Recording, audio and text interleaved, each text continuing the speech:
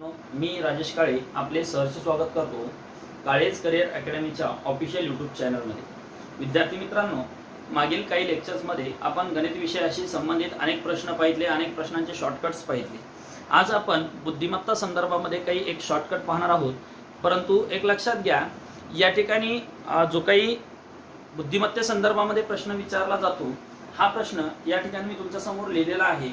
बघा, एका शेतामध्ये गाई व गुराखी यांच्या डोक्यांची संख्या 35 असून त्यांच्या पायांची संख्या 110 आहे, तर गायींची व गुराख्यांची संख्या किती?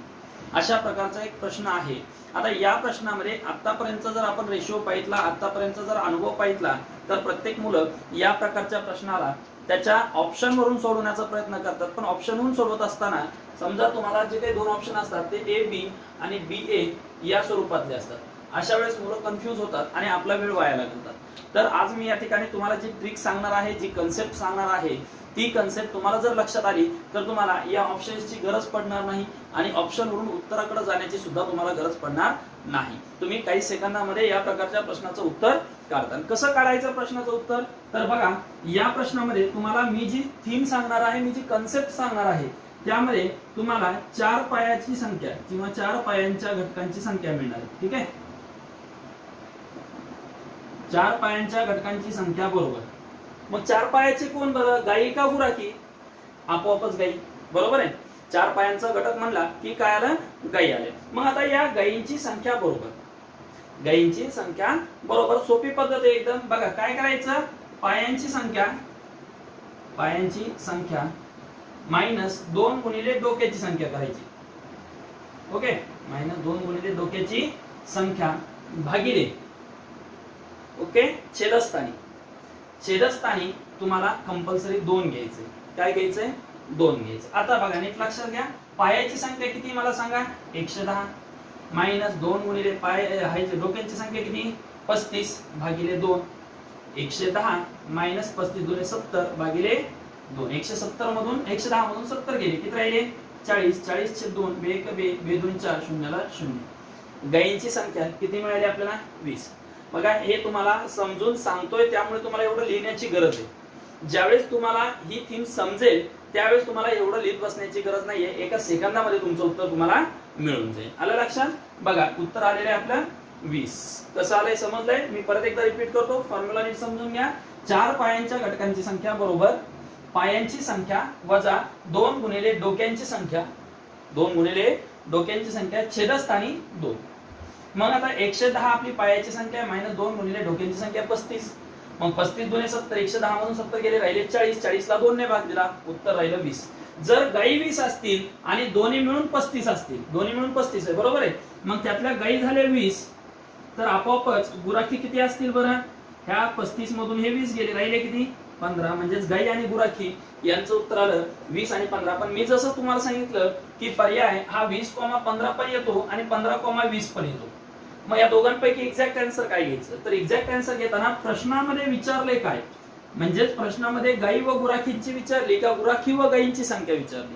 म्हणजे इथं जो अगोदर असेल त्याची संख्या अगोदर घ्या, जो नंतर असेल त्याची संख्या नंतर घ्या। ओके, प्रश्न तुमच्या लक्षात आलेला आहे। एकदम शांत एकदम साध्या पद्धतीने तुम्हाला सांगितलेलं आहे आणि डेफिनेटली तुम्हाला लक्षात आलेला असेल अशी अपेक्षा करतो। आणखीन एक प्रश्न पाहूया, जेणेकरून तुम्हाला आणखीन तुमचा कन्सेप्ट जे काय आहे त्या क्लिअर होत चालतील।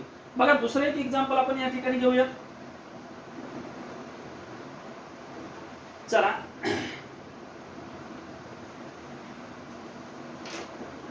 एका शेतामध्ये गाई व गुराखी यांच्या डोक्यांची संख्या 30 असून त्यांच्या पायांची संख्या 96 आहे। त्यांच्या पायांची संख्या किती? 96 आहे।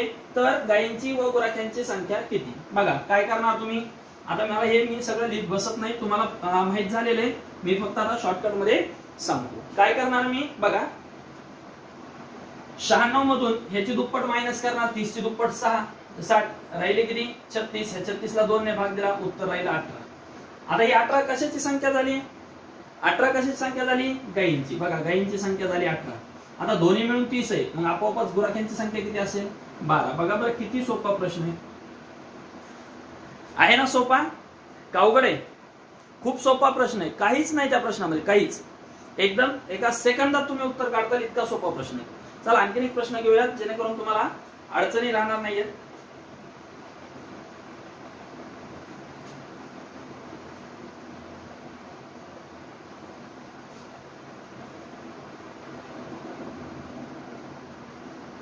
सूत्र तुम्हाला समजलं असेलच. बघा, एका शेतामध्ये गाई व गुराखी यांच्या डोक्यांची संख्या 32 असून त्यांच्या पायांची संख्या 104 आहे. तर गायींची व गुराख्यांची संख्या किती? काय करणार तुम्ही?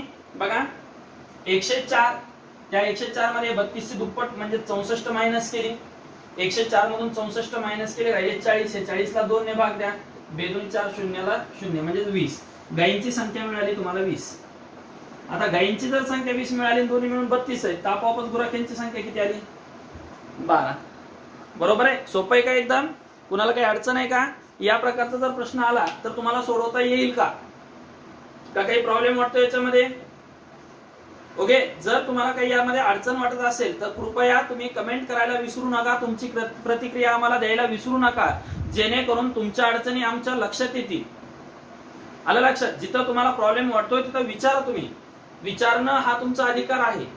त्यामुळे कृपया करून या गोष्टीकडे नीट लक्ष द्या. जिथं लक्षात येणार नाही तिथं मला परत विचारा. मी परत एकदा रिपीट करतो. बघा, आपल्याला या प्रश्नामध्ये सर्वात पहिल्यांदा 4 पायांच्या घटकांची संख्या काढायची. 4 पायांच्या घटकांची संख्या बरोबर 4 पायांच्या घटकांची संख्या बरोबर पायांची संख्या -2 गुणिले डोक्यांची संख्या छेदस्थानी 2. आता काय करणार आपण? बघा, नीट लक्षात घ्या. पायाची संख्या किती इथं? 104 मायनस 2 गुणिले डोक्याची संख्या किती? 32. 2 गुणिले 32. मग पायांची संख्या 104 मायनस 32 गुणिले 64. 104 मधून 64 गेले, राहिले 40. त्या 40 ला परत 2 ने भाग दिला, 40 ला 2 ने भाग दिला, उत्तर काय आलं?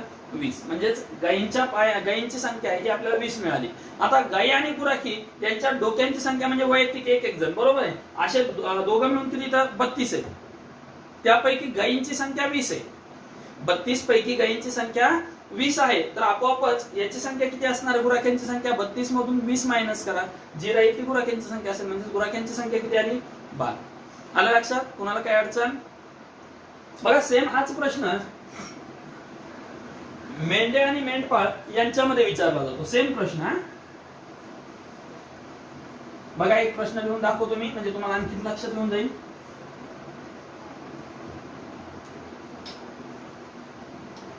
एका शेतामध्ये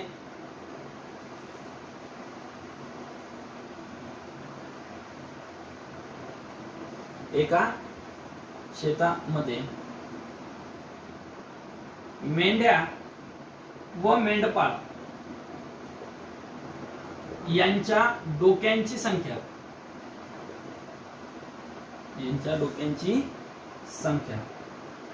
25 आहे. जर त्यांच्या पायांची संख्या ठीक आहे 74 असेल तर मेंढपाळ व मेंढ्या यांची अनुक्रमे संख्या किती?